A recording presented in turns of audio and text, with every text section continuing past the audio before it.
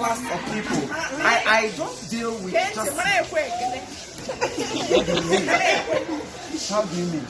How do you mean? Hi, baby. Hello, how you doing? Oh my God. You sound so stupid. Compliment. Don't happen.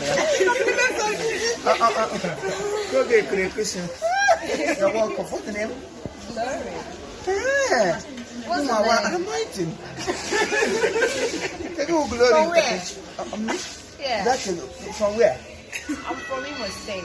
I am from Akwa State. And you?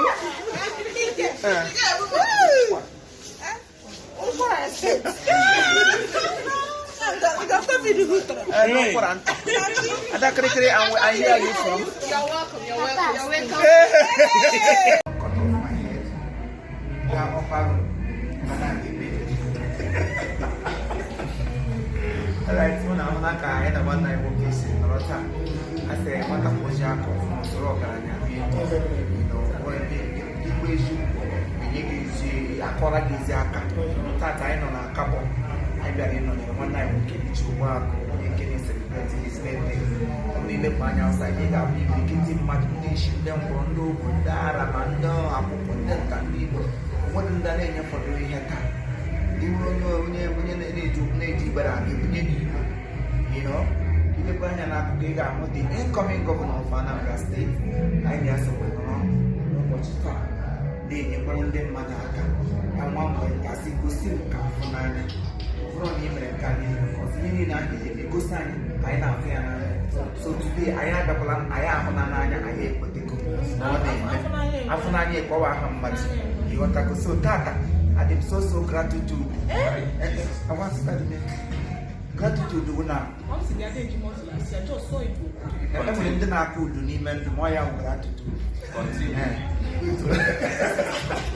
When Gaba Corona could not do an acome when more you recognize that my senior brother here. I am Mogalan and Mr. Paris in Cafe Moya. But I'm a paddle for day and I could get Papa Pane there.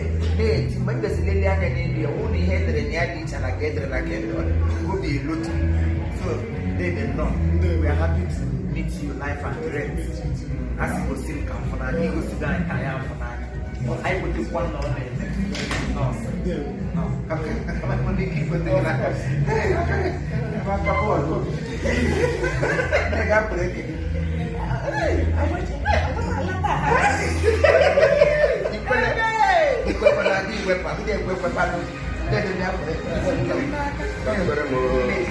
got my walk for 2 weeks. Because I make a governor. I make prayer. Now follow me, go. They don't jump to me. Oh, well, I want you to walk out. I got my walk up this week. I got my education. I'm what I said. I'm bringing you sharing more. Nice to see you. He goes to die. I have to go one day. Yes, on the Imo. Me and them come in on either man, 9 months out. You better.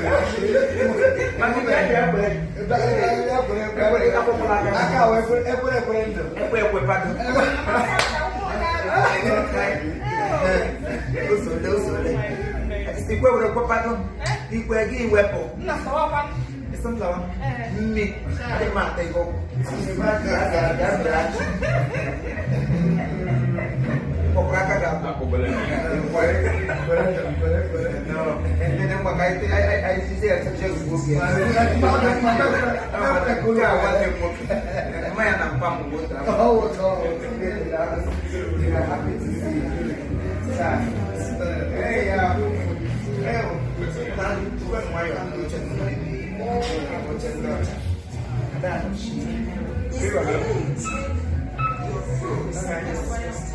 Tagono manolum ne nyobara adonya walolum na afofo na ahonya ho akomo lekwe lekwo akomo amen okwe na wata amen people begin olum God dey happy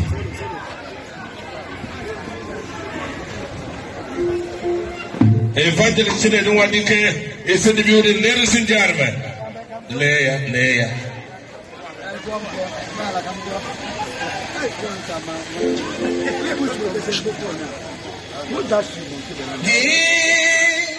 onye tiri aka ya keloa gị onye okwu ọnụ ya adịghị agbanwe